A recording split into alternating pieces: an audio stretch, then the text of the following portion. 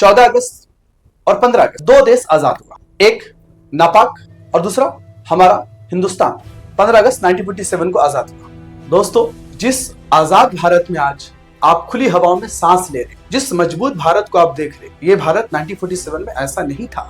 इस भारत को बनाने के कई लोगों ने अपनी जान की कुर्बानियां दी। सोचिए जरा कि भारत जैसा दुनिया में बहुत कम ऐसे देश है जिनके साथ इतनी ज्यादा बदकिस्मती हुई, लेकिन फिर भी दोस्तों, जिस देश के ऊपर 200 साल तक गोरे लोगों ने हुकूमत की, जिसे उस सोने की चिड़िया को लूटा है, फिर देश आजाद हुआ।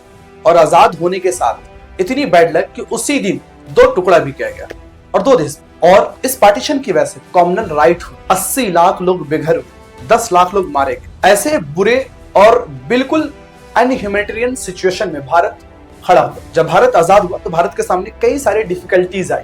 तो भारत 1947 के बाद, पार्टीशन के दौरान और पार्टीशन के बाद हमने 3 मेजर चैलेंजेस फेस किए और हमने उसे करके दिखा। जिसमें पहली चैलेंजेस थी इंडिया को शेप देना और एक ऐसा इंडिया बनाना जो यूनाइट रहे। ये कोई आसान काम नहीं था मेरे लल्ला एंड लल्ली। जिस देश के अंदर में 300-400 से ज्यादा लैंग्वेजेस बोली जाती, 6-7 बड़े रिलीजन के लोग रहते हो, और इन देशों के बीच में डाइवर्सिटी को बचाए रखते हुए उनमें एस्टैब्लिश करना, ये बहुत बड़ी बात थी। तो दूसरी जो चैलेंज आई कि एक डेमोक्रेटिक गवर्नमेंट लाना। अब सोचिए जरा, कहना और सुनना बहुत आसान है। जिस देश में जाति व्यवस्था के नाम पे हजारों साल तक आपने दलितों का शोषण किया, महिलाओं के साथ आपने जुल्म किया, सती प्रथा आपने उनका किया, उनके देश के अंदर में राइट टू वोट जैसी कॉन्सेप्ट लाना और सबको एक साथ राइट टू वोट देना और सबके वोट का वैल्यू बराबर हो, ये अपने आप में बहुत बड़ा एक गैम्बल था जो इंडिया खेल रहा था। और ये सब दुनिया के जो बड़े बड़े पावर थे वो भारत पे हंसते थे कि भारत जैसा डाइवर्स कंट्री ये सर्वाइव नहीं कर, या फिर अगर सर्वाइव करेगा तो यहाँ पे जो डाइवर्सिटी उसे खत्म कर दिया जाएगा, या मिलिट्री रूल